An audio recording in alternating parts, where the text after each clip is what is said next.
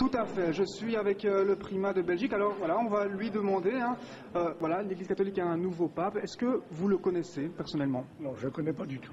Jamais rencontré, jamais entendu parler.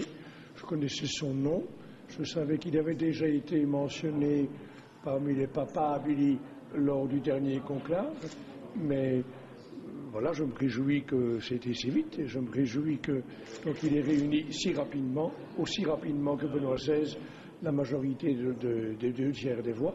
Donc ça c'est remarquable que ça aille si vite, donc c'est qu'il a impressionné ses confrères. Justement, est-ce que c'est un pape qui va plutôt s'écarter de la doctrine de Benoît XVI, ou plutôt, vous pensez, ou plutôt continuer dans cette voie? Aucune idée, ça m'étonnerait qu'il s'écarte parce qu'ils ont élu, je suppose, un pape catholique, et donc il ne va pas s'écarter de la doctrine de Benoît XVI, qui est la doctrine de l'Église. Mais ce qui est intéressant, c'est qu'on a, c'est une nouveauté, un pape venant du continent latino-américain qui pèse lourd dans l'Église catholique, puisque c'est le continent où il y a le plus de catholiques. Quelle est sa réputation tout de même dans les milieux catholiques? Est-ce qu'il est plutôt conservateur? Est-ce qu'on le sait, ça? J'avoue que je n'ai jamais entendu parler de lui de manière détaillée. Je répète, pour moi, c'était jusqu'ici un inconnu, donc on va faire connaissance.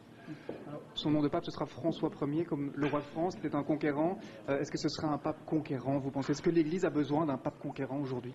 Elle a en tout cas besoin d'un pape qui a de l'énergie, qui a du courage, qui a de la fierté d'être catholique et qui a du zèle et qui sait parler aux gens. Mais je ne connais pas du tout ses capacités sur ce plan-là. Mais je trouve que le choix du nom est plutôt sympathique, de prendre comme nom, non pas le nom d'un roi de France, mais le nom de Saint François. Et ça, ça donne à penser, et il y a pensé du positif.